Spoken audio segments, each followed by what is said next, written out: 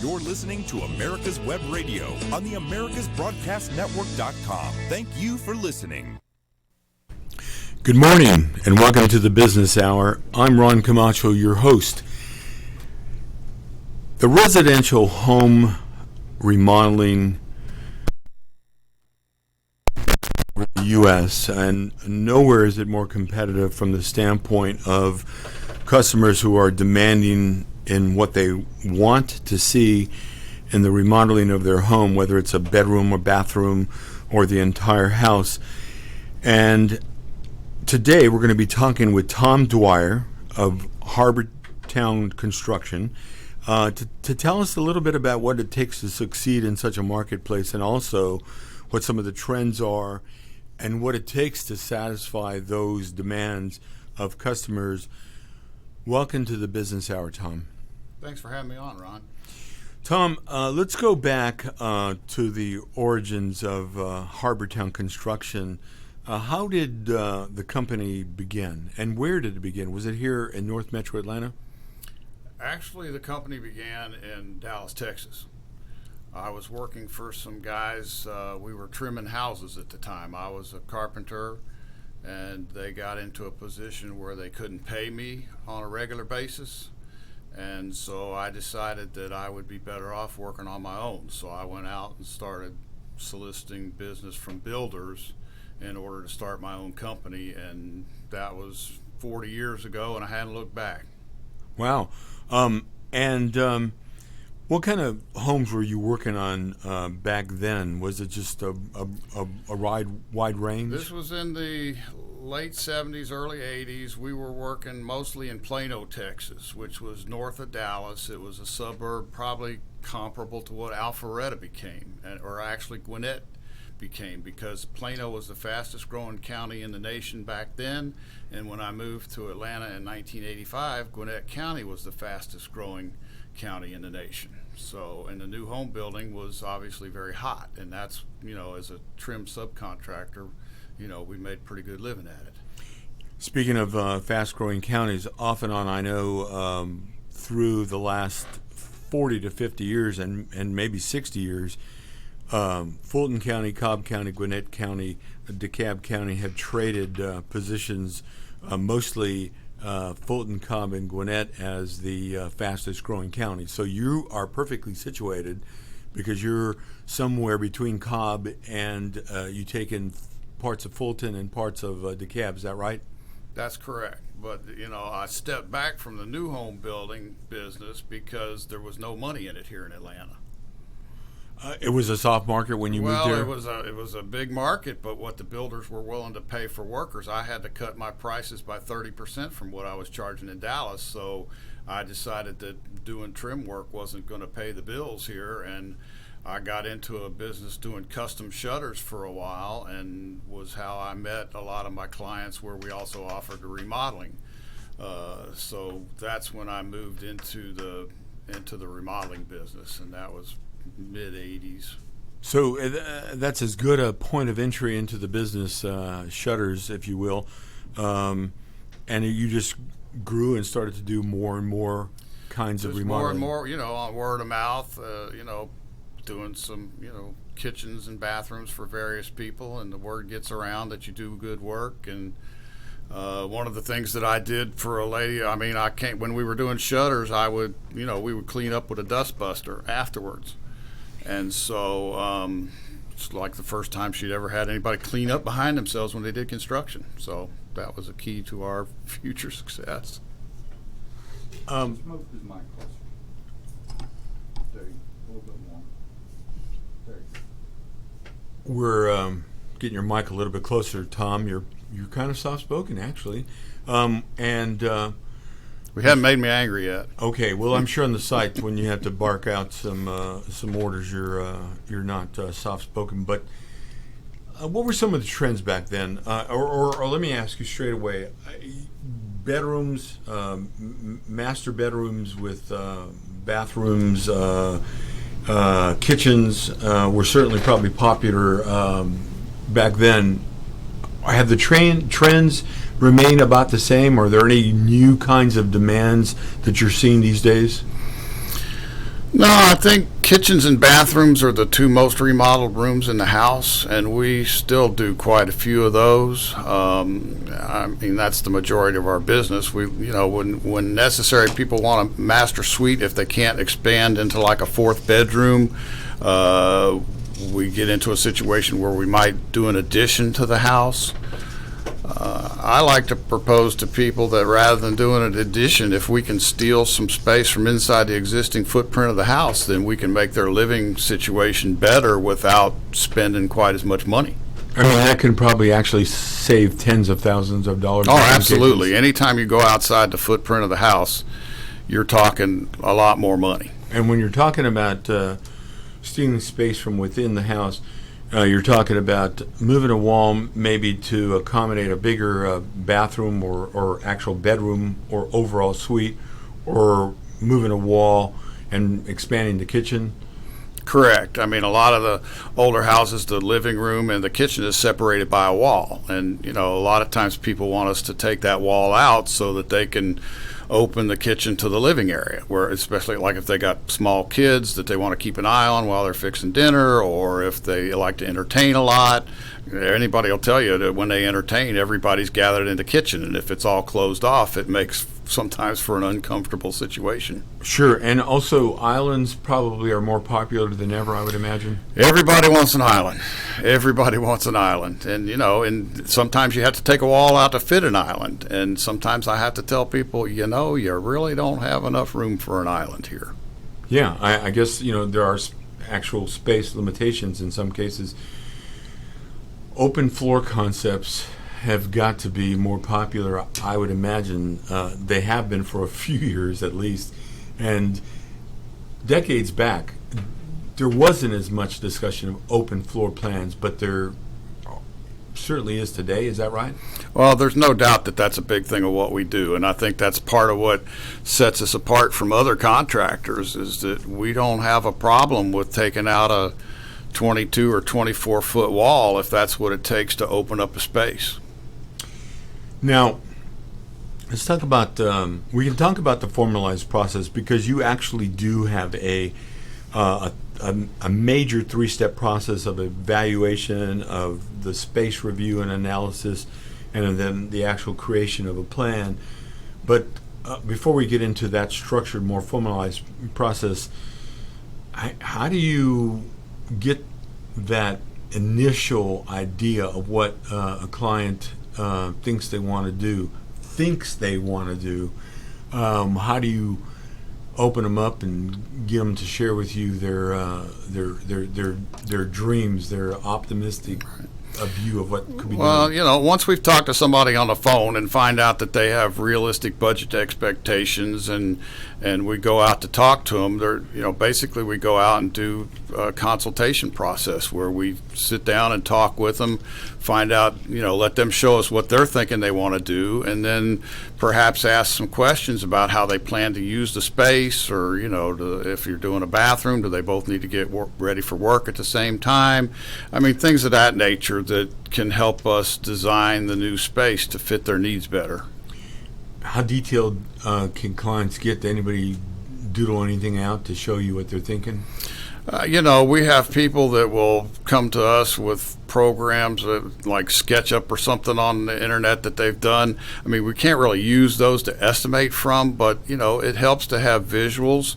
A lot of people clip stuff out of magazines, which is good, because that way we can actually see a picture of what kind of they might have in mind, and gives me a chance to see a little bit better about how they're thinking. Sure, I would imagine that could be really helpful if they have images,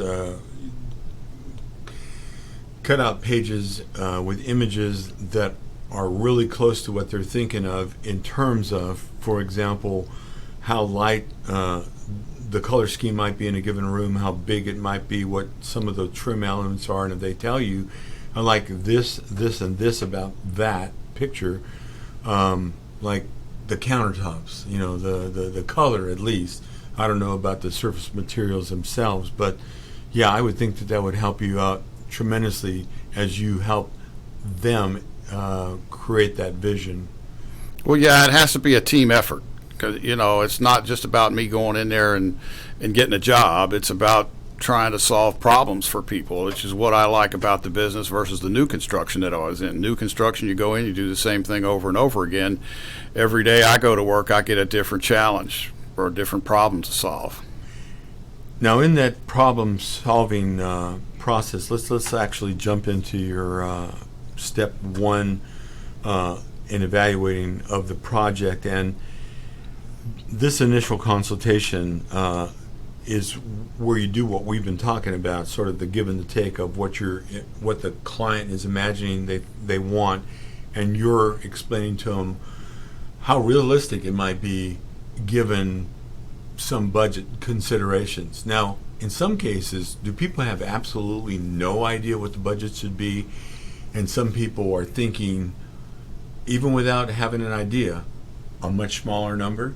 And in other cases, you have clients who are like, they're open to having you tell them what that number is going to be or what the price range is going to be. Well, hopefully I've determined if they have a totally unrealistic number, I've determined that before I ever make an appointment and won't go see them. Right, okay. Because there's no sense in wasting both of our times. But if people give me, I will usually give people a range as to what certain types of projects cost. And of course, everybody's thinking theirs is going to be on the lower end of the range. And that's fine if we can help them keep it that way.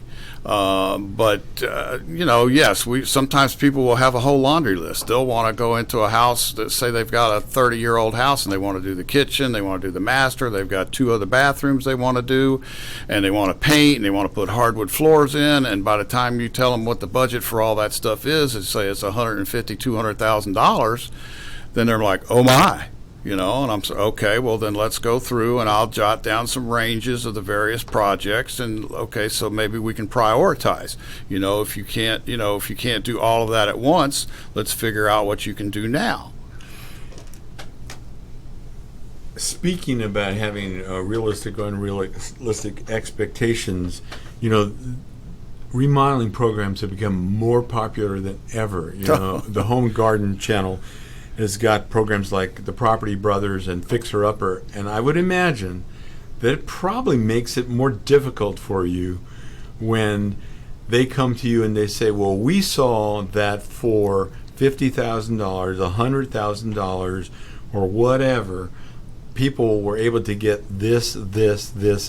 Oh, no, they probably saw a $20,000 kitchen and a $10,000 bathroom, and that doesn't happen. So, right. Remember, this is TV. This is entertainment. This isn't real remodeling. Right. So I would imagine, does it come up? Oh, yeah, it comes up all the time. And I tell you what, I hate to say it and pick on the Property Brothers, but it always kills me when they open up a wall and there's a pipe in there we didn't know was there. I'm like, did you not go in the attic or the basement before you designed a floor plan to see if there might be something in the wall you might have to move? Yeah, in fact, on a lot of those programs, I see that all the time where they're seeing something revealed under the floor, behind the wall, under the roof, and I'm thinking, did they do no site survey? Well, that's what I call due diligence on the front end, because I'd rather give somebody a price that they can live with, whether it's higher than they want to hear, and not go in and hit them with change orders once we get started. Absolutely. Better to have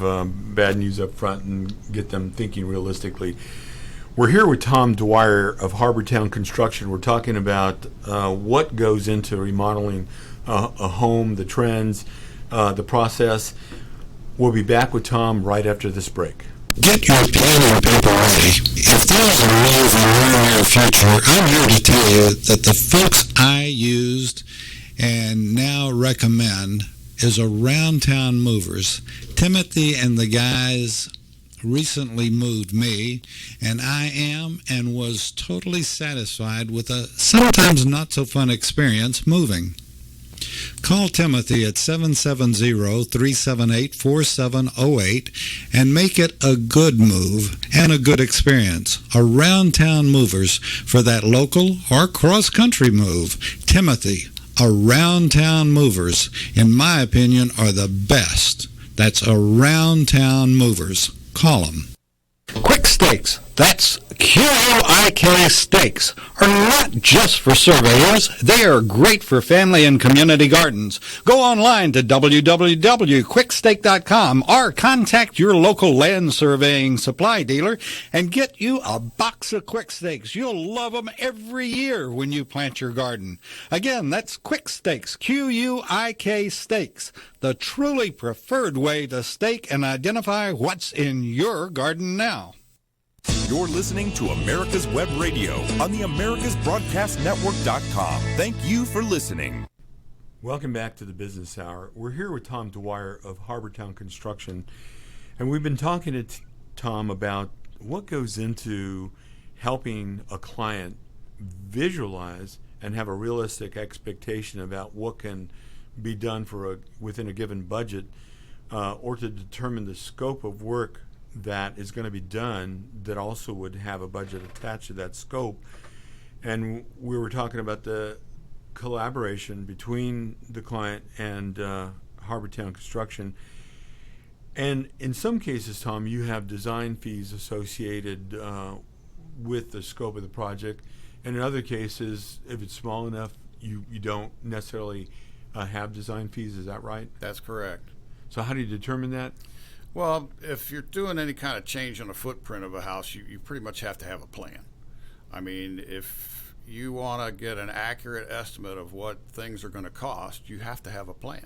And the plan needs to have electrical outlets on it. It needs to have cabinets, layouts, and the sizes, because the estimating process is really just a means of counting materials and stuff. And if you just try to wing it or whatever, you're going to make mistakes. Now, in the case of some rooms, like a small bathroom, might even be a guest bathroom, even though it might not be true that they can get away with the outlets where they are or without rearranging some sort of plumbing, but if they say to you, I just want to get some new fixtures in here, a new toilet, new sink, and have the walls redone and the floors redone, does that fit in the category of maybe a smaller project?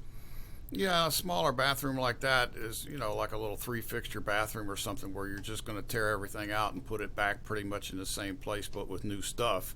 Wouldn't really require any design work. It starts to get into more design. For example, I can imagine in my own home that there are some bathrooms that might even involve some plumbing and electrical work and probably would require some rearrangement of the space. Well, yeah, and I mean, especially if you get into a master bath situation, a lot of people are doing away with tubs and they want a larger shower, or sometimes in some of the older floor plans we've run across where the hall bathroom is much bigger than, say, the master bathroom, and so we remodel both bathrooms, but we'll steal space from the hall bathroom to enlarge the master. Those kind of situations where you're changing the actual footprint or the layout of the walls or where fixtures go, that's when we require a design fee to do some sort of a plan where we can put together a true estimate. And you're not afraid to discuss those fees up front because, as you said, it's so much better to have people know what to expect than the other way around. Well, yeah, I mean, we need to lay all our cards on the table because, like I said, it's a team effort, and we've been doing this long enough that, folks need to be willing to pay for somebody's expertise and their time to put together something. What about free estimates is not doing the contractor any favors. Right. Free estimates sometimes worth what you paid for it. Exactly. What about, is there some point, some sweet spot, maybe a scale of economy? If I bring you and I say, I've got a bathroom here, but I'm thinking of doing this other bathroom as well, and possibly even a third bathroom.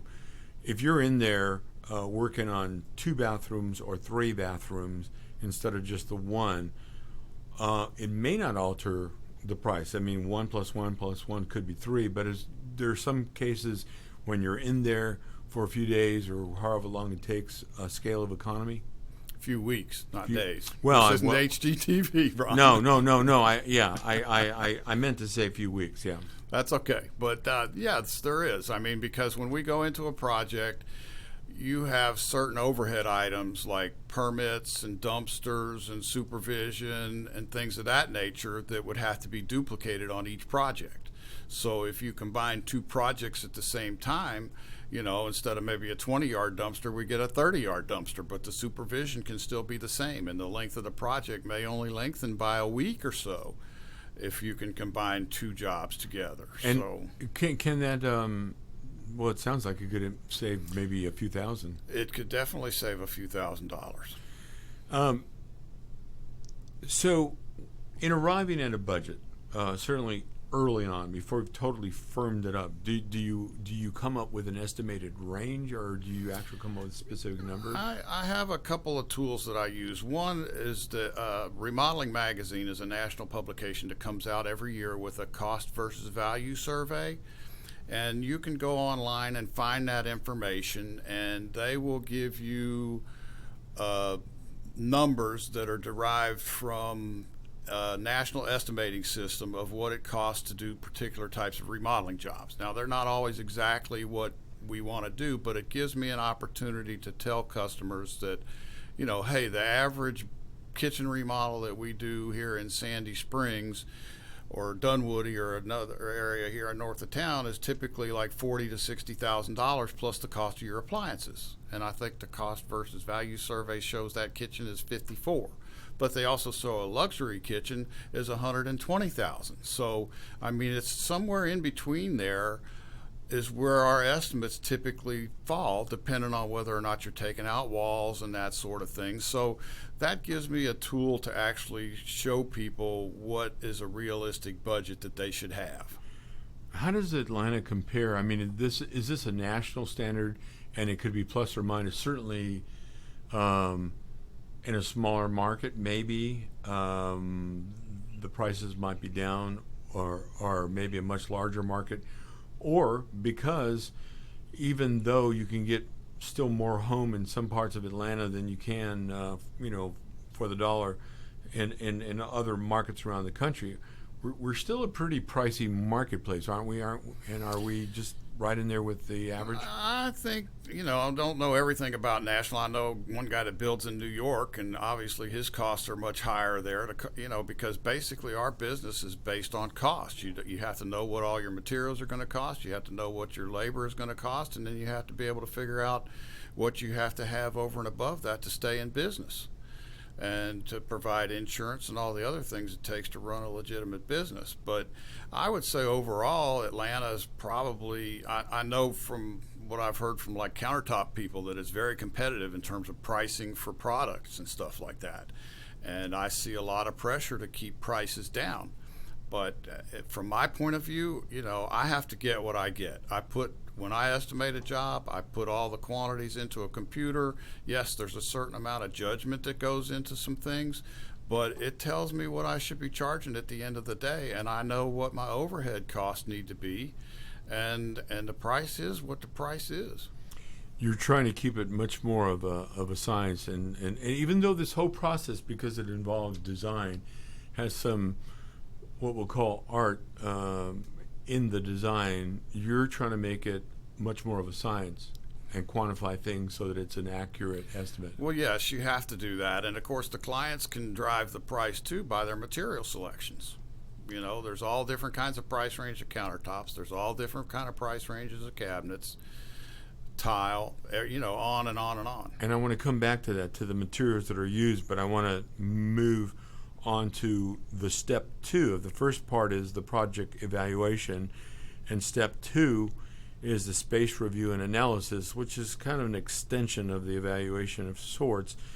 Tell me about taking a close look, doing that site review, because as we were saying, sometimes in these programs, when a curveball emerges, like they discovered this behind a wall or in the attic or below the floor, and you're thinking, and me too, did they not do a thorough analysis of the site? And talk to me about what you do to review the property, to survey the property, and to have that be a part of your realistic expectation of goals? Well, once we've got a commitment from the client to do a design on a project, depending on the scope of work, then I will either do the investigation myself, or if I have questions about,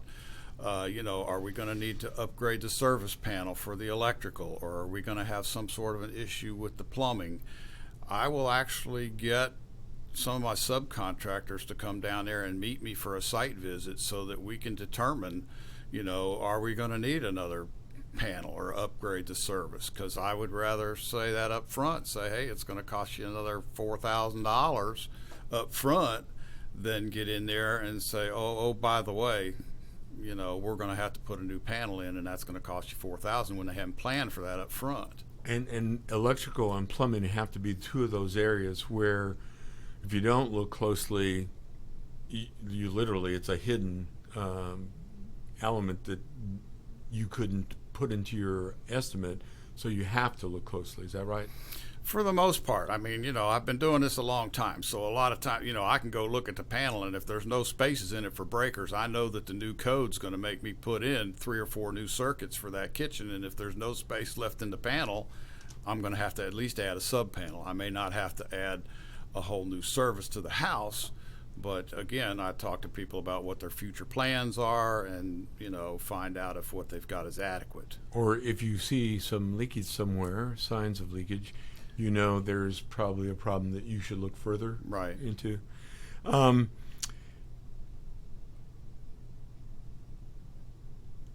We touched on this, but in this process, you have you're creating a list of things that your clients would like to have done. You're even surveying them about what they're going to do, what their behaviors are.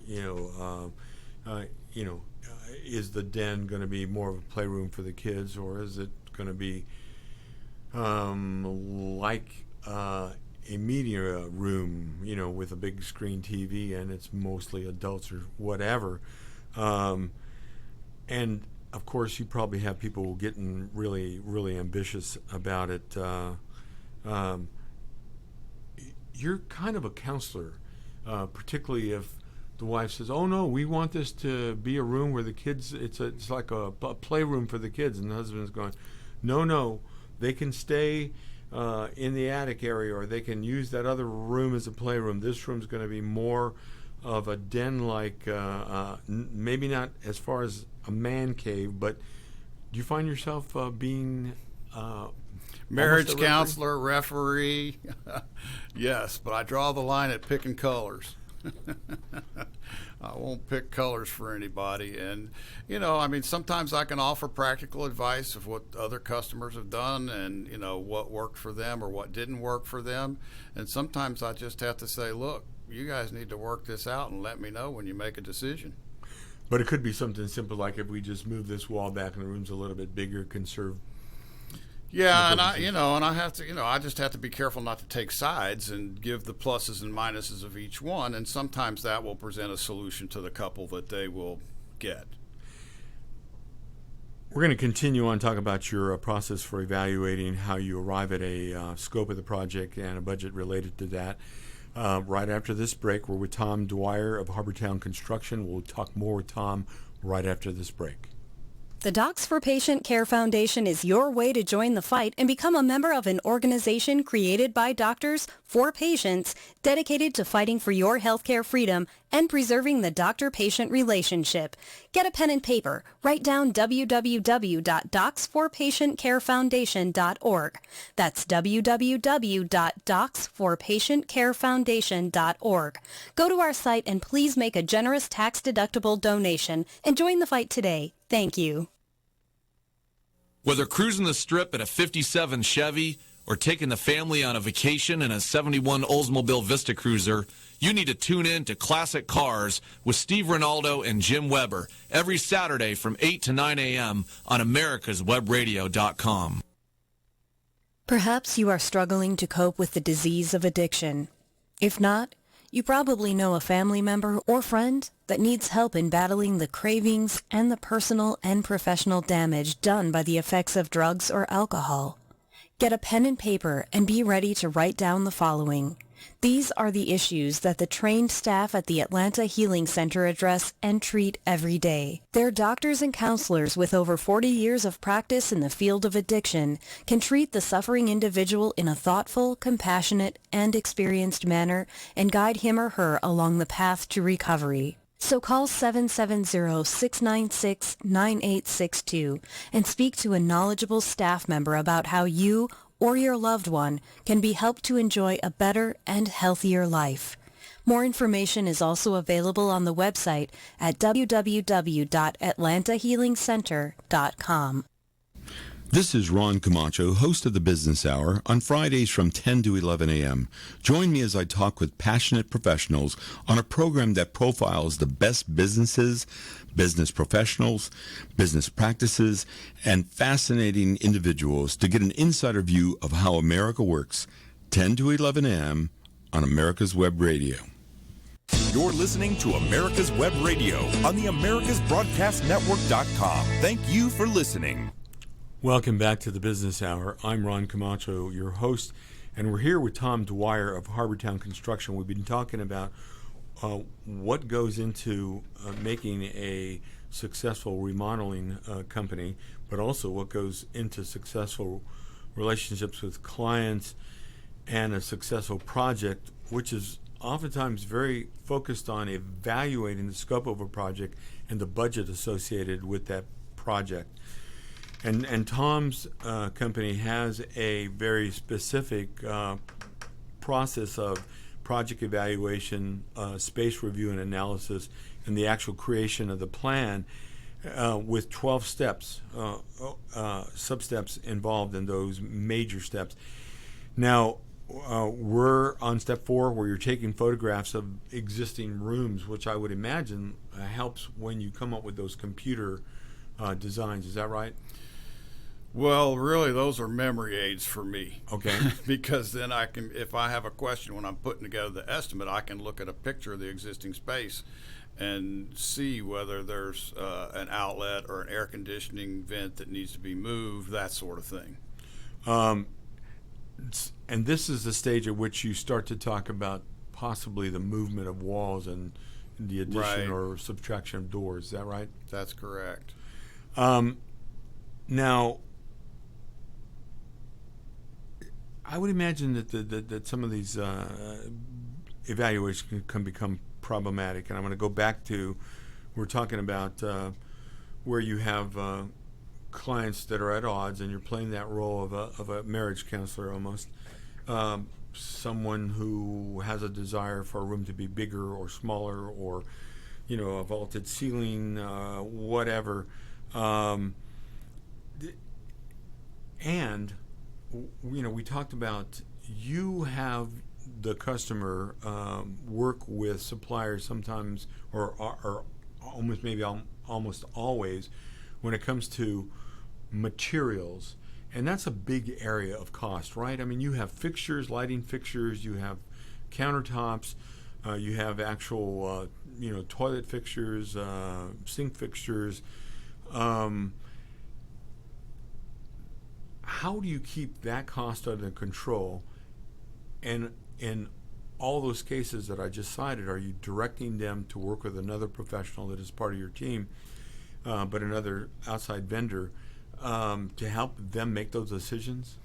Yeah, I mean, we will put in the initial stages, if we're doing an estimate, we'll put an allowance in for a faucet, say $350 for a faucet. And you might say, well, gee whiz, that's an awful lot. But I know that when my customers go to one of the plumbing distributors here in town, that's probably going to be pretty close to the price range of what they pick. And they can buy $600 or $800 faucets if they want. But this is where the client can control some of the costs of the job. And that is true for many other materials. For example, countertops can also have this incredible range. And these days, I'm certain people are thinking, I'd like marble or granite, but there are other surfaces as well, right? I mean, Marble, granite, quartz are pretty much what we're seeing these days. I mean, I don't typically recommend marble. There's a lot of the quartz products that look like marble because they're not absorbent. An actual marble top is very porous and can stain very easily.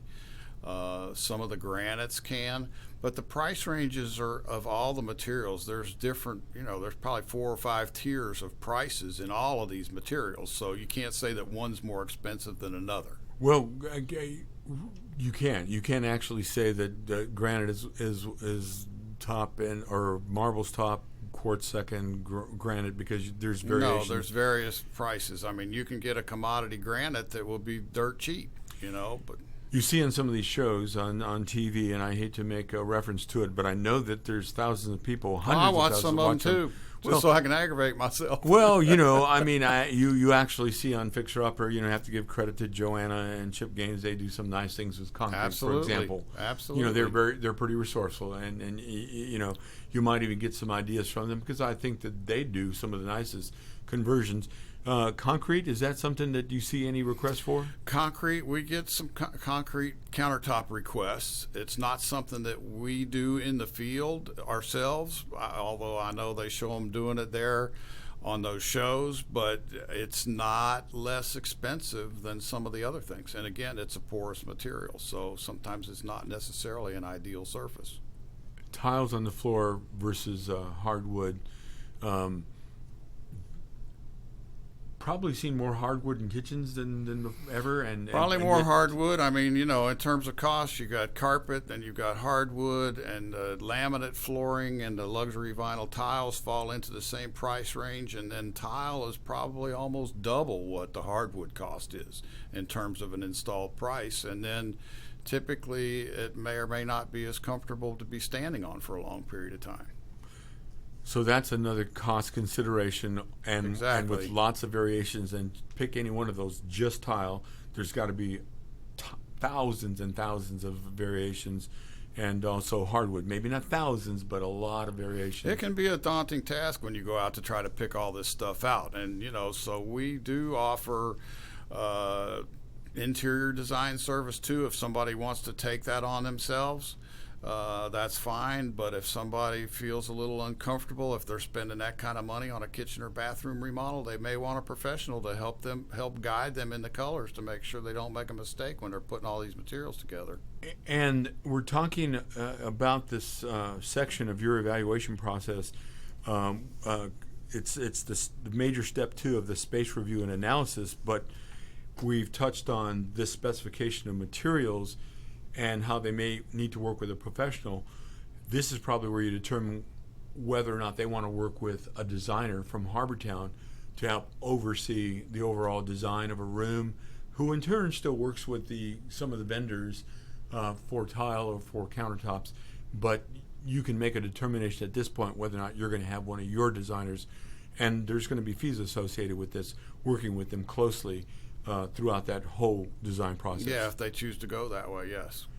So, I mean, which is good to know that you have part of your team on the Harbour Towne Construction side, a designer. And I would imagine it gives some homeowners a comfort level to have that designer be the overall coordinator for a given room or the entire remodeling if it involves multiple rooms. But in other cases, I guess you have customers who are not undaunted by, they feel like they have some design sense, even if they don't, that want to work directly with the countertop people or the flooring people. Is that right? Yeah, the majority of our customers are comfortable with it. I mean, they've seen stuff, they've been through the magazines, they've watched the shows on TV, they know what they like, and typically that's going to be working fine for them. Okay, so based on that, you're now in step 3, which is the creation of the plan, and you've had a lot of feedback, and you've talked with the client, and you're going to be able to show them specifically what it's going to look like with that input. Yes, we do our designs on a computer, so we can take the computer to their home and we can show them exactly what the new space is going to look like. If they're standing in a particular doorway, or if they're standing at the sink or the cooktop, what's it going to look like when they look out over the room without the wall there? Has that tool, has that kind of 3D modeling made things a lot easier for Oh, you? man. You know, I started doing computer design almost 20 years ago. I saw a program at a home show for builders, and when I started using that, people would get so excited when we would show them what it looked like, because most people have a really hard time visualizing what something's going to look like. I mean, you look at a blueprint, a two-dimensional floor plan, you know, a lot of people, that doesn't do anything for them. But when you can show them that 3D model, they get excited. They're ready to sign on the dotted line before you've even figured out how much it's going to cost them. So yeah, I love it. And you you know, again, to turn to what people are seeing on TV, in some of these shows, in fact, most of the shows now are doing that. They're sitting down with a client and they're reviewing these computer-generated images of what something will look like.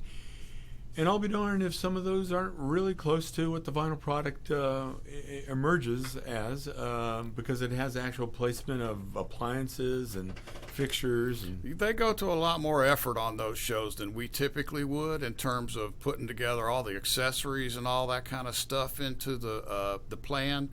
I'm sure you're familiar with the 80-20 rule. Right. You know, the first 80% takes 20% of the effort, and the last 20% of those details takes 80% of the time. And, you know, our cabinets don't roll up out of the floor and materialize in an animated fashion, Right, but we right. still get our idea across. And in you fact, know. in those programs, they could probably go further in detailing the images than they would typically with their It's amazing what you can do with a computer.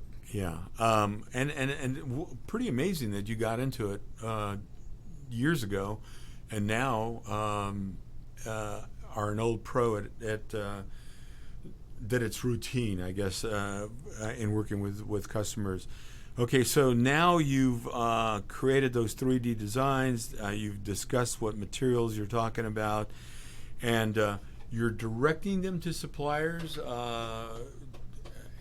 How many might that be? We talked about, you know, countertops and floors and fixtures, lighting, maybe bathroom fixtures. How many sum total suppliers might be involved in this Oh process? gosh, I have like a 2-page sheet that probably has maybe 3 or 4 different suppliers in each different category of materials that they might pick out, and they can choose whichever one they want to go to based on proximity to their house, or, you know, some people have worked with some of them before.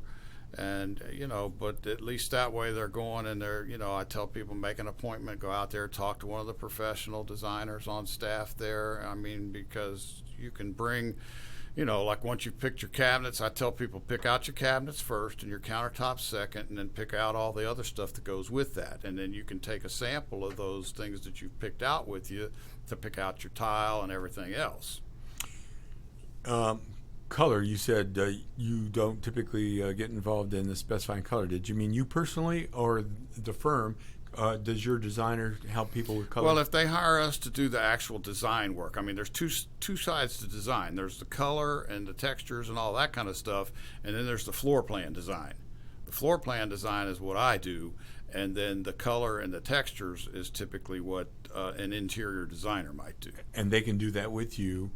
We can work together. Typically, I'll let the client and the interior designer work together. And some clients will come to us, they already have an interior designer, and some people have come to us with an architectural set of drawings. And we're willing to work with other professionals, too, to get a job built, if that's what it takes. So we're going to take a break. When we come back, we're going to talk about finishing out this overall process, and then I've got some other questions for you. I want to know more about how Tom Dwyer became a builder. We're here with Tom Dwyer of Harbour Towne Construction. We'll be back with Tom right after this break. Whether cruising the strip in a 57 Chevy or taking the family on a vacation in a 71 Oldsmobile Vista Cruiser, you need to tune in to Classic Cars with Steve Ronaldo and Jim Weber every Saturday from 8 to 9 a.m. on americaswebradio.com. 45 years of experience is behind the most trusted name in auto transportation. Passport Transport, the first and finest today. That's why Passport Transport is the preferred auto transport for major auto manufacturers, concours, museums, tours, and collectors, and should be your choice from across the state to across the country. When you have the need, go to PassportTransport.com and enjoy the peace of mind referenced experience will give you. Passport Transport. This is Dr. Susan Blank, Medical Director for the Atlanta Healing Center.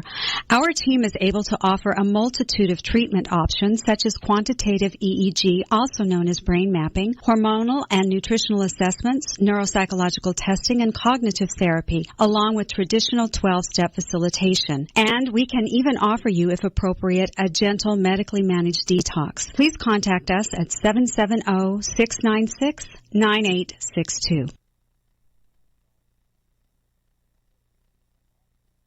The Docs for Patient Care Foundation is your way to join the fight and become a member of an organization created by doctors for patients, dedicated to fighting for your healthcare freedom and preserving the doctor-patient relationship. Get a pen and paper. Write down docs4patientcarefoundation.org. That's DOCS, the number 4, patientcarefoundation.org. Go to our site and please make a generous, tax-deductible donation and join the fight today. Thank you. You're listening to America's Web Radio on the AmericasBroadcastNetwork.com. Thank you for listening.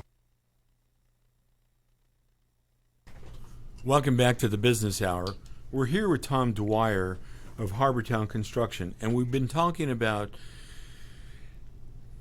the company's approach to evaluating what the scope of a project is, what the desires are of clients to have their home remodeled, what realistic expectations, how realistic expectations could be set, and how a budget with those realistic expectations can be determined. And we were talking about the Harbour Towne 3 major step with 12 minor steps to determining this.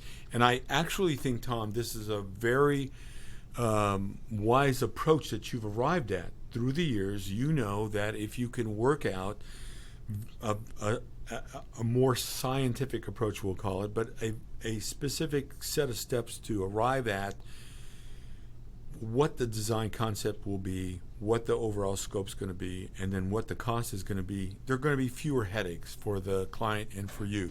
You might have to be the bearer of bad news when you say, no, I think that's going to be X thousands of dollars more than you were anticipating, but you're clearing the air. You have realistic expectations on the part of a client. So I actually think that this process probably served you really well. It has. And, you know, there's probably other different ways to go at it, but, I mean, this is what in the industry we call a design-build process, as opposed to somebody hiring an architect to start with to come up with a plan and then bring the plan to a contractor to price it out. I want to ask you about some specific areas.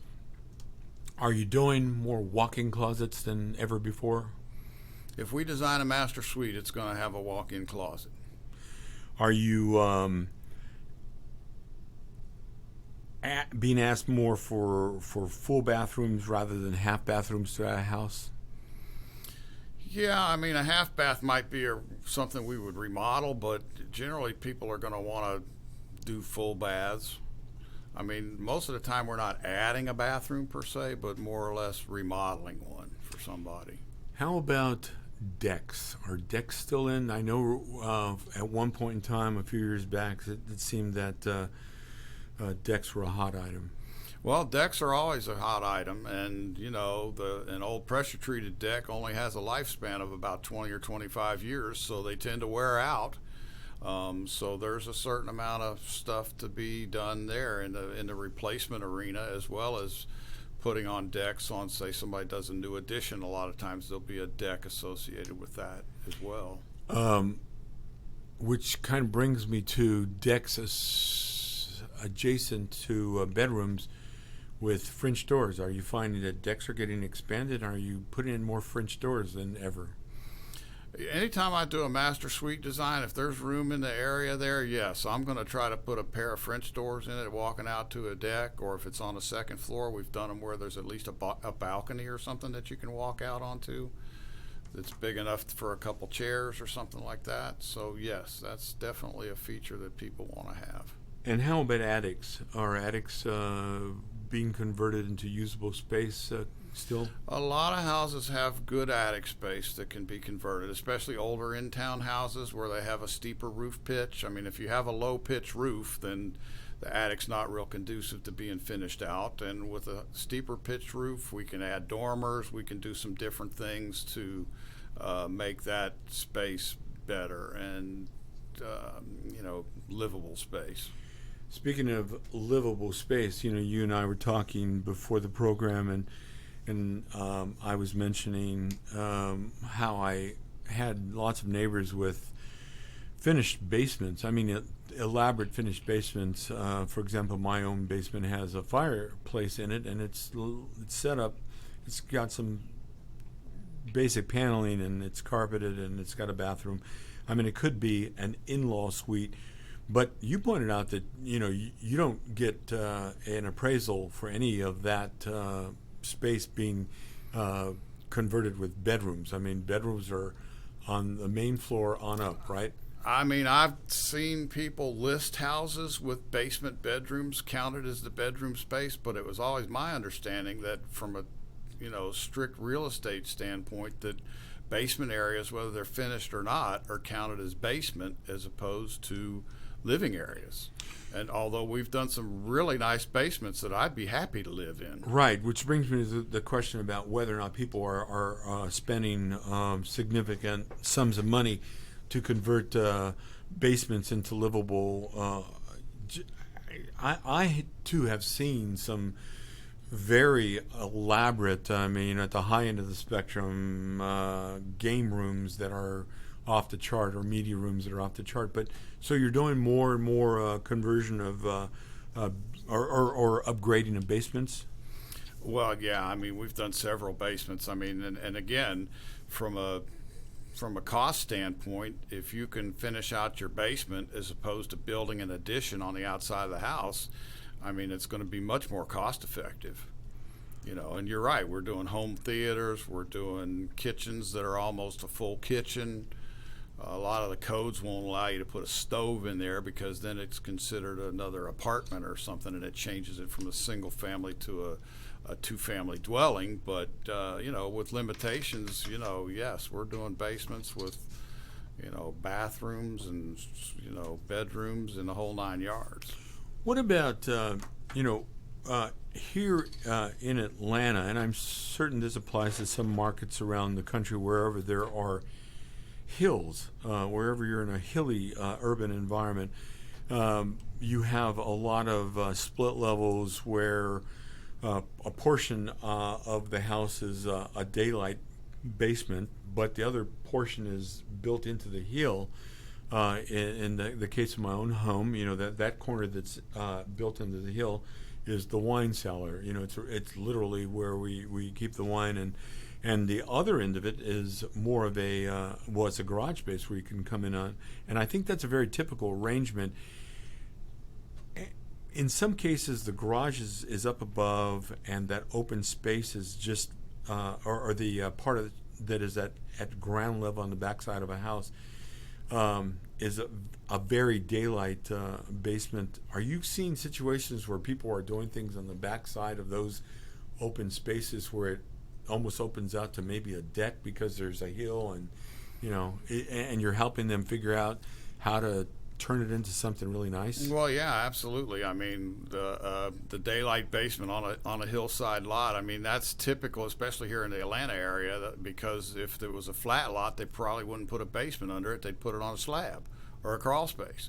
But if you have that hilly lot, it lends itself well to a daylight basement, or we call it the terrace level.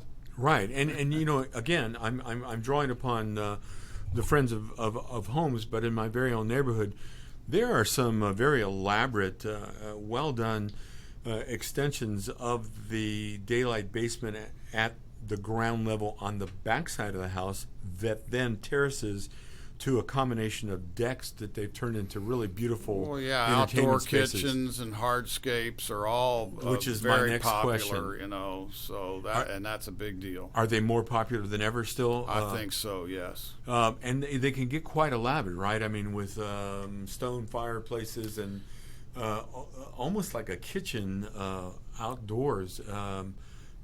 Exactly. Are you working on some of those? We're not working on any currently, but you know, if you go to the suppliers, you go to the appliance places, they almost all have these outdoor grills and stuff like that, and outdoor appliances.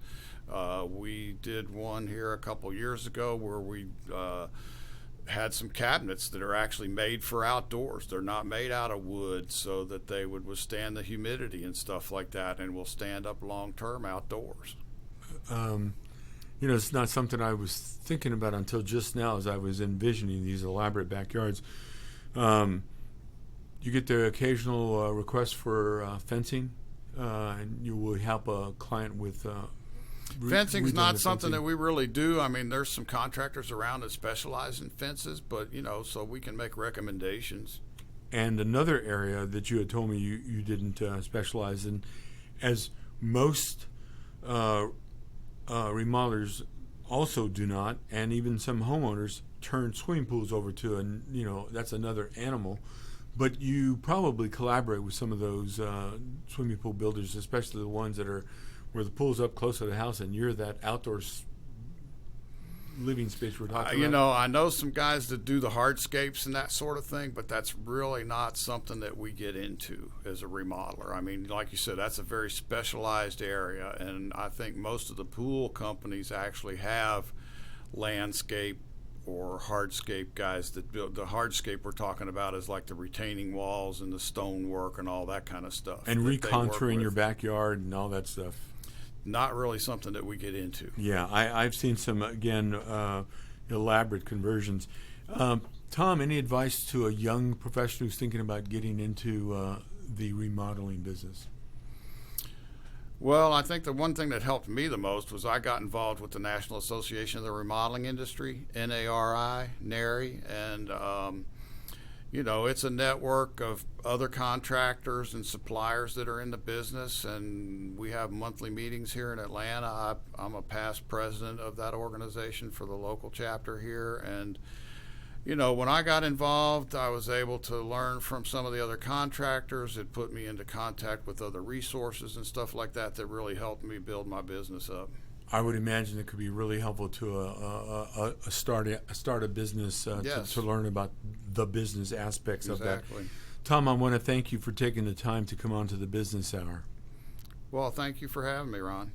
You've been listening to the Business Hour here at America's Web Radio. We're on from 10 to 11 a.m. on Fridays, Eastern Standard Time. Have a great weekend, and we'll see you on the internet and the radio and YouTube next week. You're listening to America's Web Radio on the AmericasBroadcastNetwork.com. Thank you for listening. Quick